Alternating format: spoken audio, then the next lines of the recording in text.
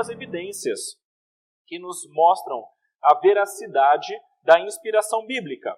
A primeira delas, que eu acho que é uma das mais espetaculares, é a unidade da Bíblia. Eu não sei se vocês sabem, mas a Bíblia ela foi composta por mais ou menos, aproximadamente 40 autores. Então você imagine que 40 pessoas diferentes escreveram a Bíblia. E essas 40 pessoas diferentes eram de várias classes, várias culturas e várias posições sociais. Eram pessoas extremamente diferentes umas das outras. Havia pescadores, pastores, legisladores, reis, um médico, sacerdotes, governadores, fariseus, e a maioria deles nunca se viu.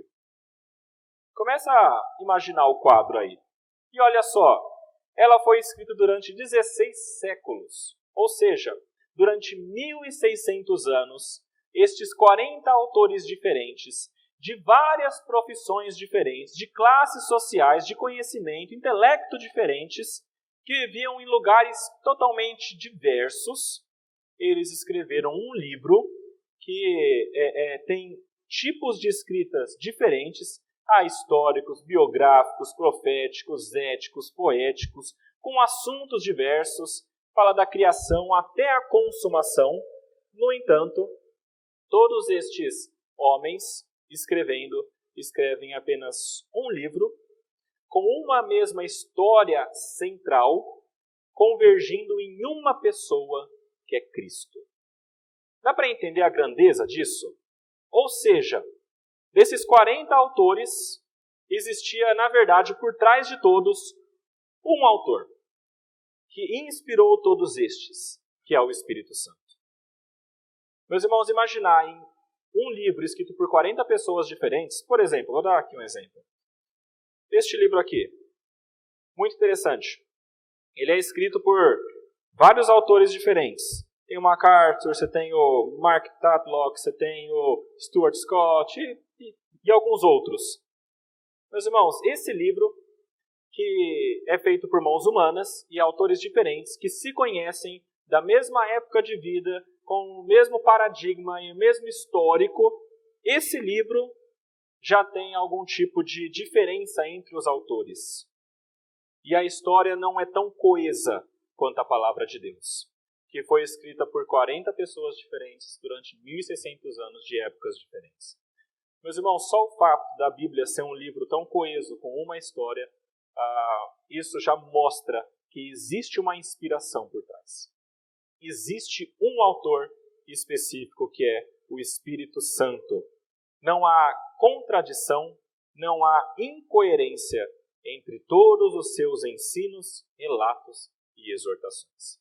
Meus irmãos, isso aqui mostra para nós já, logo de cara, que a inspiração é algo real. Eu queria mostrar para vocês uma imagem, que é uma que eu gosto bastante, que mostra para a gente essa unidade da Bíblia. É essa aqui. Não sei quantos já viram essa imagem. Eu gosto muito dela. Está dando para ver legal aqui. Vocês podem observar que existe uma linha, uma base, e várias linhazinhas brancas ali embaixo. Essa base contém essas linhas brancas. Cada linha é um livro. É um capítulo, da Bíblia. Você pode ver que no meio aqui você tem uma bem grande, que é o Salmo 119, né? Que é o maior capítulo. E todos esses capítulos aqui fazem parte da Bíblia, de Gênesis até Apocalipse. E aqui em cima você tem alguns arcos. O que são estes arcos? Estes arcos mostram as referências que são feitas de uma parte para outra. Então aqui você tem vários capítulos do Antigo Testamento e Novo Testamento, do início até o fim, e todos fazendo referências entre eles. E esses aqui são os 40 autores que nem se conheciam. Isso aqui mostra para a gente como que a Bíblia é um único livro e existe, de fato, um autor por trás de tudo isso, que é o Espírito Santo. Mas não só isso. Além da unidade, que é impressionante, você tem ainda o fato da mensagem bíblica ser algo extremamente profundo e sobrenatural. Olha só o que o Ryle escreveu. Veja só, ele escreveu o seguinte: ousadamente, é o que a palavra faz, ousadamente trata de assuntos que vão além do conhecimento humano. Quando um homem é deixado por conta própria, trata de coisas que são misteriosas e invisíveis, a alma, o mundo vindouro, a eternidade, profundezas estas que nenhum homem pode sondar.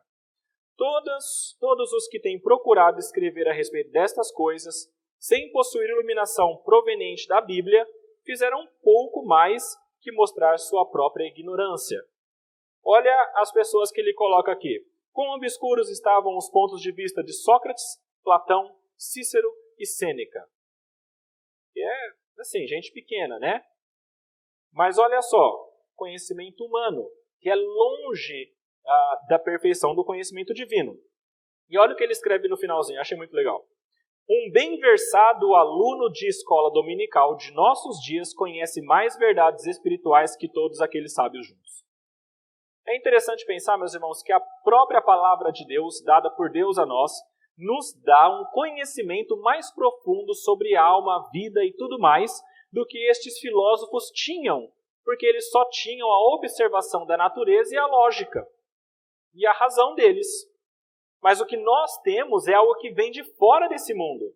Nós temos o que Deus mesmo, pela sua graça, por meio do Espírito Santo, mostrou e revelou aos homens deste mundo e registrou de maneira perfeita. É por isso que a Bíblia é muito maior do que qualquer conhecimento humano. E aqui nós temos implicações que eu vou trazer daqui a pouquinho para vocês. Mas a Bíblia, meus irmãos, ela é muito superior do que o conhecimento humano, do que a capacidade humana. Na realidade, a Bíblia está tão além do que a gente consegue criar, que isso mesmo é uma evidência. A mente do homem não consegue criar o que a palavra de Deus nos traz. Olha só.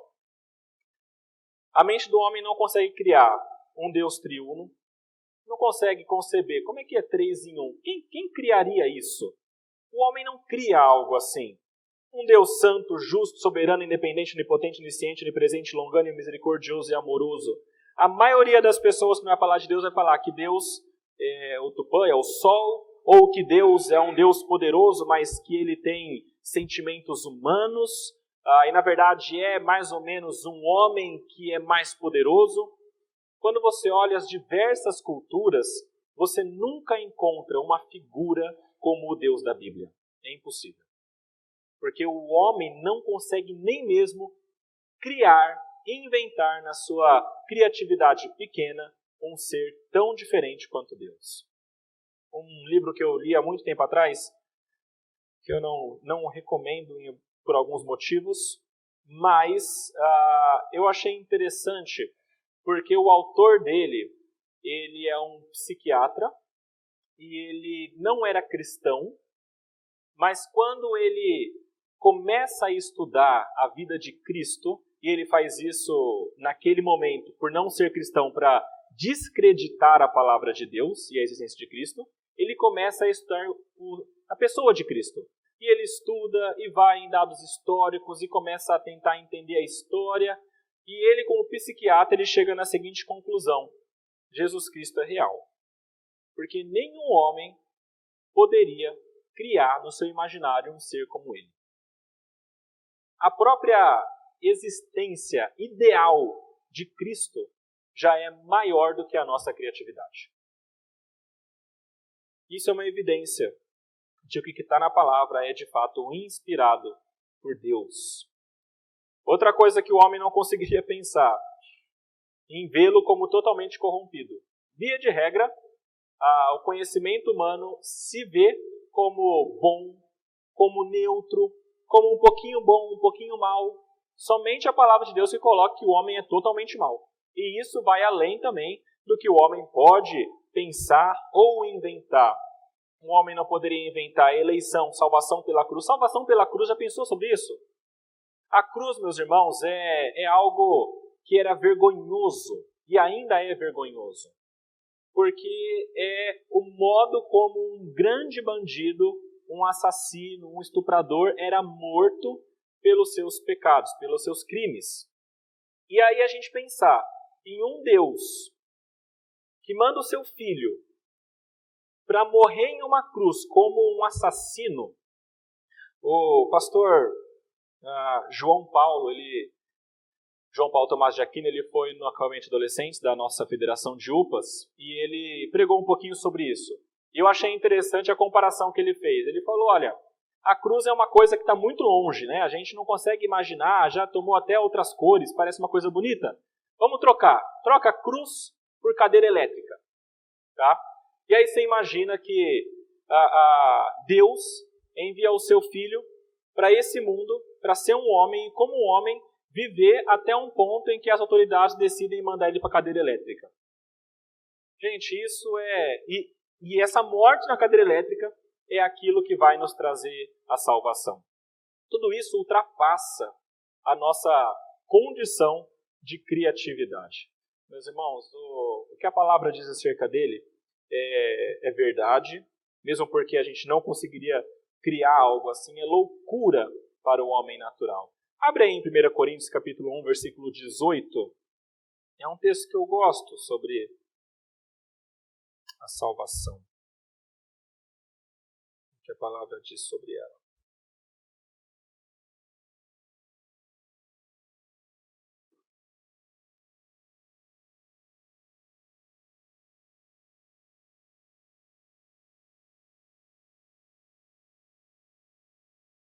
Coríntios, capítulo 1, versículo 18.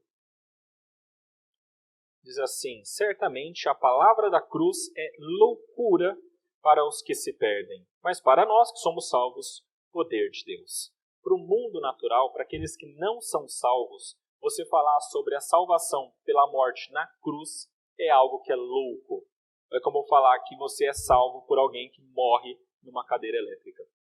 Porque isso vai além do nosso imaginário. Mas para aqueles que são de Deus, é salvação. Para aqueles que são escolhidos, isso torna-se a salvação deles. Mais evidências, olha aí.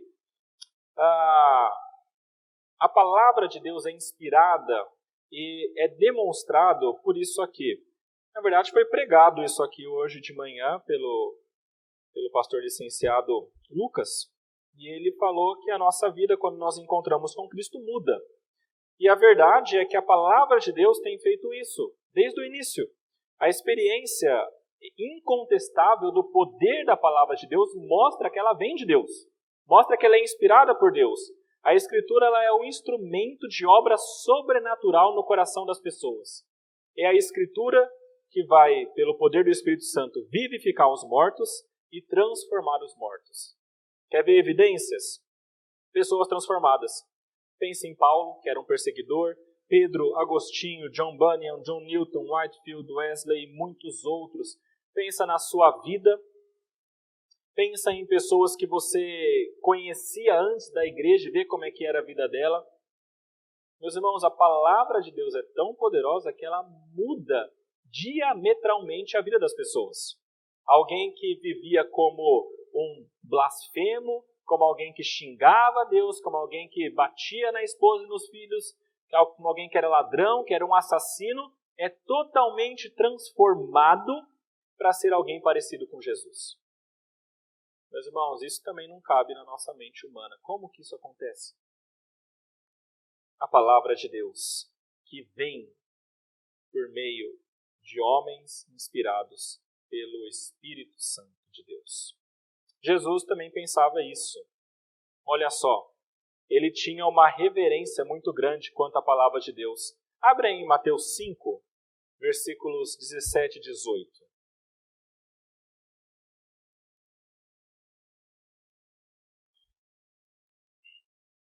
Mateus 5, versículos 17 e 18.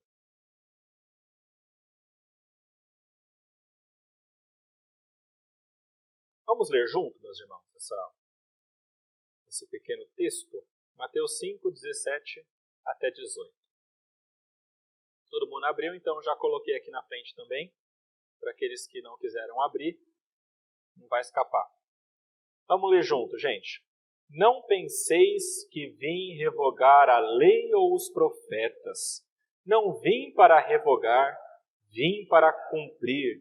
Porque em verdade vos digo, até que o céu e a terra passem, nenhum i ou um tio jamais passará da lei, até que tudo se cumpra. Jesus tinha uma visão muito elevada também da palavra que era inspirada por Deus. Lá em João, capítulo 10, versículo 35, ele fala claramente: a Escritura não pode falhar, porque toda a palavra de Deus é inspirada por Deus. No Antigo Testamento também, alguns homens, profetas, eles demonstraram que a Escritura vinha da parte de Deus. Por exemplo, muitas vezes quando você vai nos escritos proféticos, você vai encontrar essa fórmula aqui. Assim diz o Senhor. Isso aqui a gente encontra no Antigo Testamento. Ouvir a palavra do Senhor, ou a palavra que veio da parte do Senhor, lá em Jeremias, Isaías, no Êxodo, lá em Deuteronômio, em todos esses livros, essas partes, a gente encontra essa fórmula profética.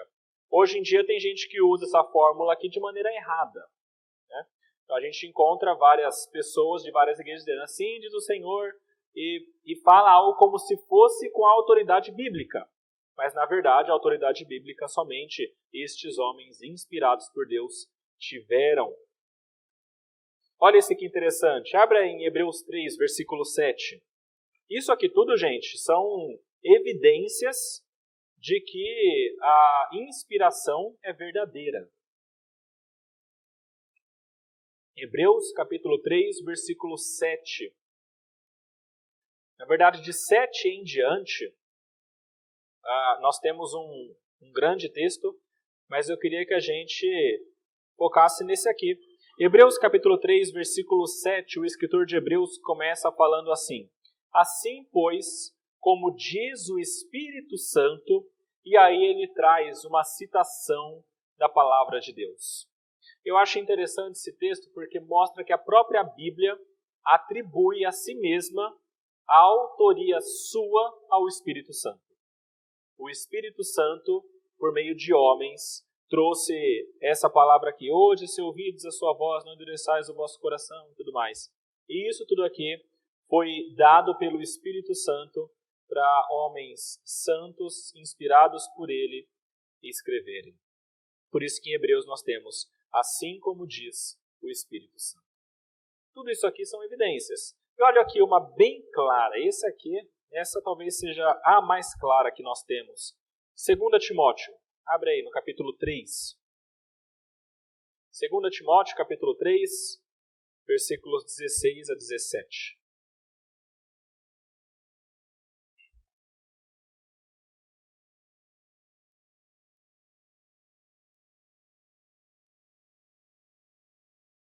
Segunda Timóteo, capítulo 3, versículos 16 até 17. Diz assim: toda a Escritura é inspirada por Deus e útil para o ensino, para a repreensão, para a correção, para a educação na justiça, a fim de que o homem de Deus seja perfeito e perfeitamente habilitado para toda boa obra. Toda a Escritura é inspirada por Deus. 2 Pedro, no capítulo 1, versículo 20 e 21, é um outro texto que é muito claro. Esses dois são os principais nesse sentido, mais claros nesse sentido.